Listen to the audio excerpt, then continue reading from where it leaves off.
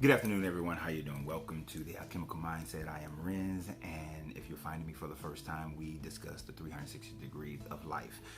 Today, we're going to be discussing relationships. We're going to discuss, particularly in the Black community.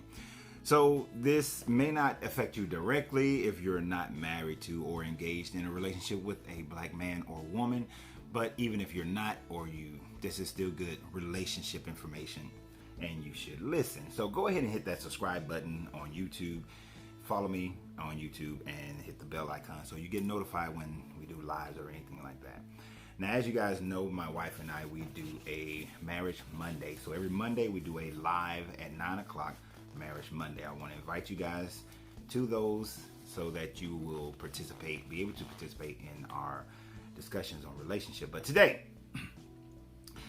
I'm going to discuss something that I received on two different occasions from two different people, two different memes that I was asked about, and I realized that they were both coinciding with one another. They both had similarities, and they both chart out a situation that is very destructive to the Black family, and we want to heal these things. And regardless if you're in a relationship with a Black person or not, this is something that you should understand. If a country is to survive, then the family unit must be strong. When the family units are dissolved, that is when a country finds itself in peril, ready for destruction, ready to fall apart, because within the family unit is where you actually find your morality. So let's get straight to it. I won't hold you for long. The first meme that I received and saw and was asked questions about, and then immediately after that, I happened to be scrolling on Facebook and saw that another person posted this and had a lot of vitriol towards it that I do believe is misplaced and misguided in a lot of what was said, simply because they are looking at it through the lens of being just simply pro-Black everything. We cannot be pro-Black everything without recognizing where we have our faults and where we need to get better and how we can get better. We will discuss remedies. I do not believe in just getting on here and just complaining. There must be a remedy, a solution to the issue. So the first meme that I saw, I put it up here on the screen, it says that more and more Black men are getting non-Black women because she's nice. She's not controlling. She does not like to argue. She does not insult your intelligence.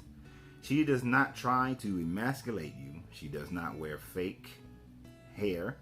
In fact, women pay to wear her hair. She is much less stressful and much more of a help teammate, and she's simply a better option for you. Now, the person who had a lot of issues with this explain how it is not controlling, but she is looking at her investment and is trying to be helpful towards her investment. There is a very big difference in looking at your investment and trying to be helpful towards your investment of a mate and being controlling. We will break these things down. They went against pretty much everything that was said and said that men want these docile, meek women so that they can control them. I do not believe that that is the case. As far as the only part of this I'm not going to deal with is the fact that it says that she does not wear fake hair and nails. Look, pretty much every culture of women wear fake nails, fake hair. There's extensions added or not. A woman can be natural. It doesn't matter. If this enhances the way a woman feels about herself, then who cares if she wears fake hair and fake nails? Who cares if she straightens her hair or curls her hair? I know many will say that there's power in the hair, that your natural authenticity, but we live in a broader world today. And yes, our vision of beauty has been centered on Western think and on what men think. But at the end of the day, if a woman finds that adding extensions to her hair makes her feel good about herself, who are you to judge? If a woman wearing fake nails make her feel good about herself, who are you to judge? If another man likes fake hair and fake nails, who are you to judge? It is of their own decision as to what they like or dislike. So who are you to judge? You are no one to judge. Now, for a person like myself, I can go both ways. You can have extensions or you can go natural. I only care about, does it look good to me? And does it make her feel good? Does it look good to her? Does she like it? Does she enjoy it? That's what makes the difference. When my wife changes her hair almost every week, whether she's wearing her natural hair or whether she is wearing extensions, if it's beautiful, I'm going to tell her it's beautiful. If I don't like it, I'm going to tell her I don't like it. But at the end of the day, she's going to wear what she likes and what makes her feel good. And at the end of the day, that's what matters most, is that she's happy. So whether she is wearing fake or not, it doesn't matter. I know I said I wasn't going to address it, but I guess I did right then. So as far as some of the other aspects of it, before I dig deep into this, I want to go ahead and tell you what the other meme was, because they work well with each other. Now, the other meme was sent to me via text, and I was asked questions about it. It said, ladies, please take note. Men attend to women for two reasons: sex and love. But in most cases, men do not marry for sex or for love. They marry for stability. Let me explain. A man can love you and not marry you. A man can have sex with you for years without marrying you. But immediately he finds someone who brings stability in his life, he marries her. What I mean by stability is peace of mind. I have seen some guys who made this statement: I love this lady, but I don't think I can spend the rest of my life with her. Men are visionary. When they think about marriage, they do not think about wedding dresses, bridesmaids, anything that ladies think is fanciful. They think whether this woman can build me a home, can she take care of my kids, and can she take care of my kids, and can she give me peace of mind? Men don't like ladies who give them discomfort. This is why a man can stay with a woman for years and meet another woman in a month and get married to her. It's the comfort of having peace of mind they want. Sex is a pleasure. Love is an affection. Respect is stability. First, let me just say I agreed wholeheartedly with that statement. I have been in the relationship where sex was great, but I did not marry them. I've been in a relationship where I loved them, but I did not marry them. The best situation, which is where I find myself: great sex, a tremendous amount of love, but peace of mind and stability lords over all. I am greedy. I want it all. Sorry, not sorry. I want it all. Let me just go ahead and put that out there right now. So when I look at these two together, initially you can say that the reason why the black man finds the woman who is not black, the non-black woman, is because she provides him this peace and stability, this peace of mind, that she provides him the docileness of giving him sex and pleasure as much as he desires, giving him love as much as he desires, but also giving peace of mind. Let's really look at it. The first one is really about the man not having peace of mind with a black woman. He has it with another woman, which is why he's choosing the non-black women. These other things only lead to that. She's nice. She's not confrontational. She does not argue. She does not insult your intelligence. She does not emasculate the man. She is much less stressful and much more of a helpful teammate. Those things talk about peace of mind.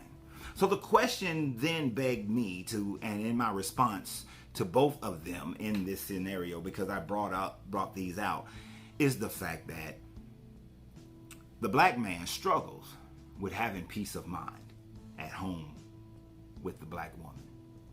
This is just a true statement. I'm not being apologetic about it at all. But unlike most people, I had to, and I must, and I always will, and I have thought about it through and through, which is one of the reasons why I am with a black woman, is because you have to think deeper than just what's on the surface. Any Asian woman, white woman, Spanish, I don't know, she might be Puerto Rican, she's gonna give you some fire, but any of these non-black women can they may give you that. And it works in reverse as well. Don't put this just on the black man. It works in reverse as well. This is why people are upset that Serena Williams said that white men have treated her better, because it also works in reverse. And I'm going to tell you why and how in just a minute here. It works in the framework of why we are losing connection with each other as black people in marriage and matrimony. Is because we, on both sides, are not finding peace at home with one another. But we have to look at the history of it. Since the time frame of the black man coming to Western countries enslaved, or for those who were already here, the separation of the black family has been one of the methodologies utilized to keep people oppressed. If you allow for the family structure to become strong, then the family structure and the strength of the neighborhood, the strength of the community can overwhelm the suppressor. So in order to oppress, we must break down the family of the oppressed. So, of those that we want to oppress. So what has happened in the history of black people is what we are seeing are the fruits of that labor of breaking down the black family. You see slavery in itself, of selling off the children, of studying a black man to multiple women. Those things kept the black family from coming into structure. Now, there were slaves in America that were able to be in the house as slaves with their spouse, or be in under the same family, or if they were in a neighboring plantation, they were given visitation passes to go visit their wife once a month or once a week, or most of the time once a month. They were given these passages to visit their families.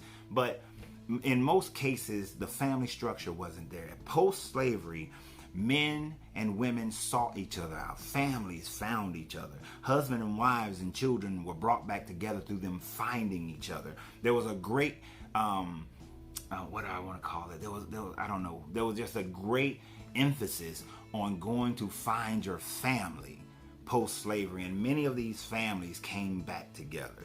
And as they came back together, they built communities, we built neighborhoods. But of course, we know those neighborhoods became disrupted. The Jim Crow laws and other anti-black laws in America, throughout America, whether it was in the West Coast or up north or down south, kept the black family in a very stressful position. And this stressful position continued and continued. And anytime a structure was built, it was bombed, like in Tulsa, or burnt down in Charleston. It was burnt down in Wilmington. These things happened, and they broke the family again. The black man was hung by a tree, and that broke the family. A black woman was raped by a white man, and the white man didn't receive any punishment. And then they have this child. A child is born out of the rape, and it destroys, it breaks down the family structure. So we had a lot of stress going on in the black family. And these things continued. And as we progressed through the 60s and we got into building our families back, and then integration happened. And families saw an opportunity to grow financially, and we didn't have to sit at the back of the bus. We could eat where we want to eat.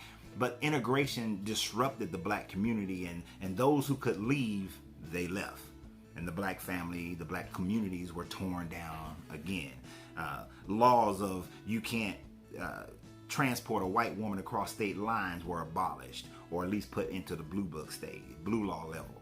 Or it was put in situations of if black people marrying white people was now not illegal, so black people married other white people or Asian people, and especially black men went and did this. Black men traveled overseas, went into foreign countries, and brought back wives who were of Asian or European descent.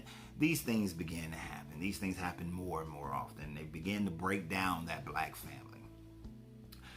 But what led us to what also led us to today is the fact of Reaganomics. No, for some of you, it's not going to make too much. That doesn't hit you, doesn't resonate. Let me break it down a little bit more. You see, in the from the 80s back, women, period, did not receive fair treatment in America, especially in economic America. Reaganomics, quota laws, elevated the black woman. Well, you say, how does that elevate the black woman? With quota laws, you have it where companies have to have a certain number of minorities and a certain number of women. Who takes care of both? A black woman. You see, if you got to have, just use an easy number, you got 100 employees, and you need 10 women. You need to be able to put a roster up, male versus female. You need 10 women. White versus non-white. You need 10 non-whites. Well, that one black woman counts for one on the male-female side and counts for one on the black-white side, the white non-white side. So this black woman accomplishes the task of satisfying two criteria on the quota laws. So the black woman from the 80s through the 90s up to today began to have better advantages in the corporate America than the black man. Colleges began to focus on the black woman entering their colleges because they feel that two-part quota rules. And the black woman now is walking around with a piece of paper that gives her entryway into areas where most black people couldn't get into, and now even more so, more black men couldn't get into. This created an economic battle within the household, because now the black woman is expecting to have a black man who is elevated to her level, in which she should.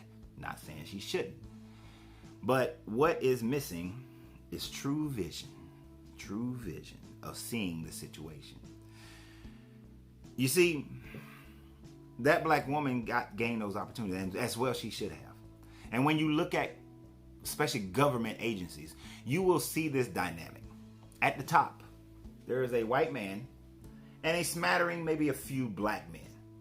But in that middle management area, because women are still hitting that glass ceiling, in that middle management area, it is filled with black women. When I had an office and a gym at the Georgia Department, the same building that shared a building with the Georgia Department of Transportation and here in Atlanta, the commissioner was white. The secondary person, I don't know what his title was a black man. And then everybody else under that was white men pretty much, or a white woman, but it was white men mostly. Then when you got to middle management, it was filled with black women. Black women for as far as the eye could see, with a smattering of black men, a few. In the entry level though, tons of black men. But those black men struggled to get into that middle management. Only a few. But here's the thing that was shameful. The few that did get into the middle management were the ones that actually elevated beyond the average black woman who were also in middle management. So it was this double-edged sword. And I'm sure that you can see this in many, many corporations and government agencies, but not recognized. But what we don't see is that it destroys the black unity. And here's why. And before I say this, let me express. The only way we solve this is that the black woman has to have a vision towards what the black man sees and does and experiences. And the black man has to have a vision towards what the black woman sees, does, and experiences. Well, as long as we are only having a vision towards what we do, see, and experience, then we will never be able to come together in unity and get what both of us want. And what both of us want is that love, sex, stability, peace of mind. We both want the peace of mind. We both want to come home to Shangri-La. We both want to come home to Nirvana. We want to come home to heaven is what we both want. We both want the same goal. But our vision is only towards our own selves and what we see, and we fail to see what the other person sees. I've made this mistake myself, And I sometimes fall back and forth into it myself. So I'm not claiming perfection here, but it is a working daily goal of mine. So what I'm saying is this. First, black man, you need to understand this. The black woman has had to take on responsibilities that she should not have had to take. She has had to fight battles financially and economically that she should not have had to take. She has had to raise children that should not have had to raise by herself.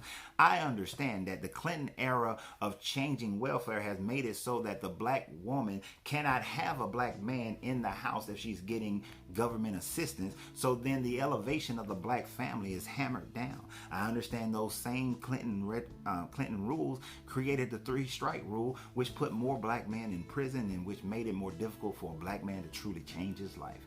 I get that. But the black woman has had to struggle, black man, and you need to recognize her struggle. The black woman has had to deal with rape from generation to generation. The black woman has had to deal with being subjugated economically because she was not able to go as high. Her mother could not elevate as high as the daughter has, so the daughter feels it is incumbent upon herself to elevate where her mother could not, because she was held to a glass ceiling that is not there as much anymore. It has been raised. So the black woman feels committed to elevating herself, because now she has the opportunity to do so. The black woman goes into a work environment and she is treated as a black woman and treated as a woman. So she struggles, she battles, she fights every day, and then is expected to come home and be the mother, to be the wife, to be the homemaker. So she fights every day. So she comes home filled with stress. But what is she coming home to? Black woman, I need you to recognize that black man, he's had to battle through his family being separated, being emasculated out there in the world by every white boy, white man, by every Asian, Iranian, whomever. He had to go out there, and no disrespect to Sandra Bland and Breonna Taylor, but 9 times out of 10, when the police brutality occurs, it occurs to a black man. So the anxiety that a black man feels every time he sees a police officer is different than the anxiety that a black woman feels. So he is emasculated every day. Every cop that he sees, he's emasculated. Working at a job that he may hate, he is emasculated. Being told how to go, when he can go to the bathroom, he's emasculated. He's out here fighting every day. And when he comes home, he wants heaven, Shangri-La, he wants nirvana, he wants peace. But what does he come home to? A stressed out woman. We're coming home to 2 stressed out people. We're coming home to 2 people who've been fighting every day. I tell my wife every day, and she knows it, and she understands it, and she gives this to me. When I come home, don't call me. Let's not be on the phone. I need this time frame from work to home to decompress, to be able to shake off all the stress of the day. If I experience, like when I going from home to work, I will see at least 2 or 3 police officers. And then it's a funny thing. My wife said to me about 2 months ago, she was like, I don't see as many police officers as I used to anymore. And I told her, I don't know what you've seen, but I see them all the time. I see them all the time. That's the difference of the stress levels that we feel. But we are both coming home to stress. We are both out here fighting against a system that says that we don't want you here. We don't like your presence. Would you please leave? We've taken from you. We've gained everything from you. We've built this country on the backs of your ancestors. But now if you don't like it, please leave. Please go away. And if you don't feel like you're getting a fair shake, well, you're delusional. You're delusional. You have a fair shake. But we know that that's not true, because we both go out there and fight this battle.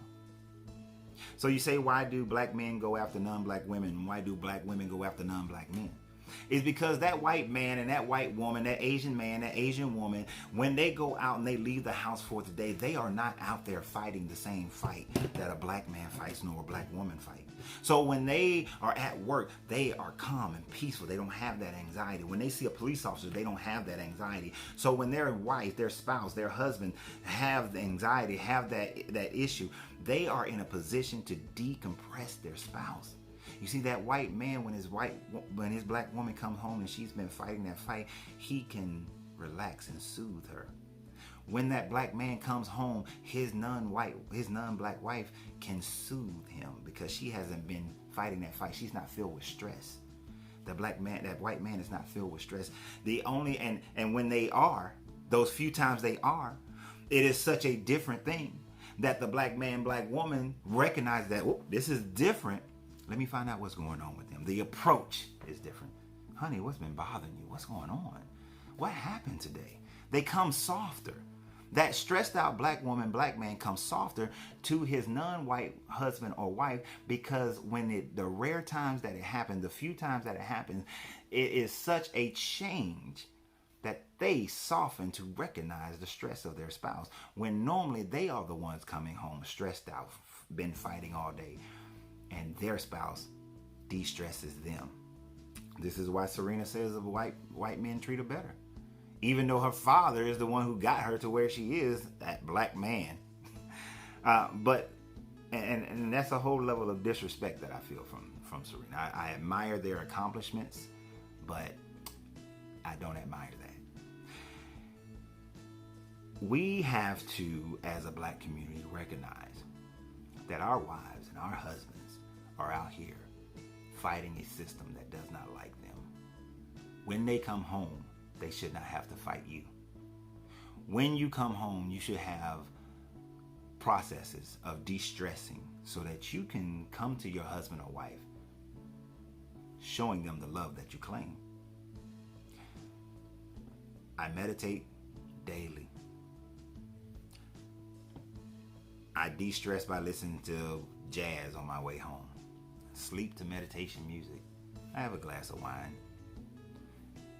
I do what is necessary in order to not be a stress component to my wife.